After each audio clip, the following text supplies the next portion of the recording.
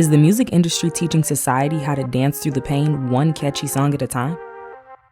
Since the beginning of history, music has served as a universal language and is responsible for bringing together the world in so many ways.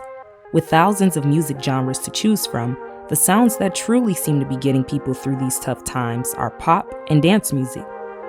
By now, we all know that the world has been experiencing a multitude of crises over the past 2 years specifically.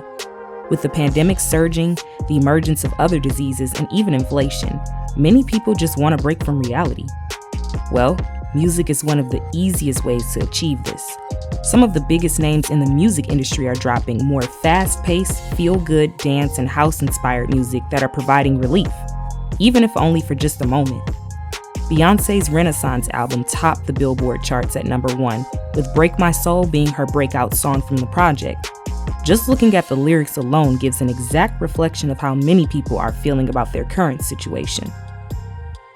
Coming in at 16 tracks and a runtime of 1 hour and 2 minutes, Beyonce makes sure to provide sounds to keep the spirits high and negative energy low. It also inspired the Club Renaissance movement, where different places around the world hosted entire listening parties for the album release. Drake even dropped in with a surprise project release and gave us a chance to soak in the full depth of what he can do with an entire dance album. Although Honestly Nevermind initially received mixed reviews.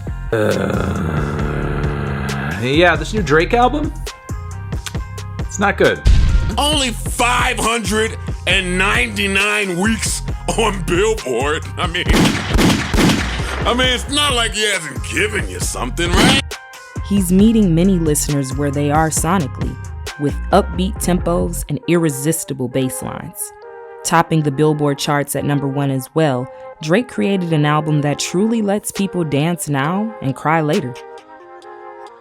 But let's take a moment to look back in history, because the idea of dancing through the pain is all too familiar. In Amanda Kiefer's article, Recession Pop, Dancing Through the Pain, times of crisis have consistently produced faster and incidentally more danceable music as people escape their lives into the fantasy of pop culture. For obvious reasons, the world is going through it right now. Despite the current calamities, pop music is generally faster and happier than ever. As she goes more in depth in the article, Amanda adds that, although pop music, as it is known today, has only been around since the 1950s, people have always danced through times of trouble. The worst financial crisis of modern history, the Great Depression, was no exception. The 1930s left the economy devastated and its citizens in despair. Despite the doom and gloom of daily life, people wanted to dance. By 1935, jazz music was at its peak and the era of swing and big band music had commenced.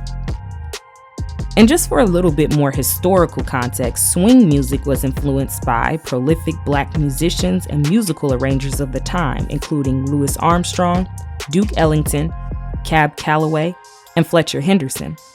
As the pioneers of jazz and swing, these bands were regularly played on the radio. When the Depression worsened, more people turned to faster music and dance as an outlet and escape, states Amanda. Even during World War II, while families were separated from one another, they used music and dancing as a means to relieve their sadness, or at least create a temporary distraction from the world. Fast forward to the 21st century and think back to songs that were peaking on the charts during the recession. Hits like I Got a Feeling by the Black Eyed Peas, Just Dance by Lady Gaga, TikTok by Kesha. Do you notice a pattern here? These songs and so many others got people's minds off the everyday struggle and into an addicting loop of escapism. Artists of today's era like Dua Lipa, The Weeknd, Doja Cat, and more are also great examples of this concept. But aside from just catchy lyrics coming from popular artists, the scientific basis behind why genres like pop, house, and dance do so well during hard times all has to do with something called beats per minute, or BPM. Now, if you're looking for more dance music, you want to start at 100 BPM. 108 is a very, very, very common dance BPM. 112 is another common BPM. 115, 120 for sure, and 128. Those are very common dance BPMs. There's tons of data showing how something as simple as the tempo of a song can affect mood and release feel-good chemicals in the brain. I don't know about you, but when I hear something fast, I'm like, I just want to get into it, and immediately my mood changes and I feel excited and my heart starts to race, and it completely changes your whole mood. According to the BBC, the average tempo of a pop song has significantly spiked since 2010. And as you can see, it's only gotten faster since the start of the pandemic in 2020. Charlie Harding, music journalist and host of Switched on Pop podcast, makes a point that during moments of great distress, music provides hope. A pop song gives us permission to access joy, even when the world is burning. But music is more than just escapism. It can help us imagine a different way of life. Protest anthems motivate us to keep marching in the streets even when our feet are tired. Dance songs help us blow off steam at home, especially when we can't go dancing out on the town. This upbeat shift happened during the Great Depression and during World War II. Once again, we need sounds that help us forge a path to the world we want to live in, not the one we're inhabiting today. And Charlie's absolutely right. Music always has and will influence the way we see the world and what our role is in this thing called life. Only time will tell what awaits the world next.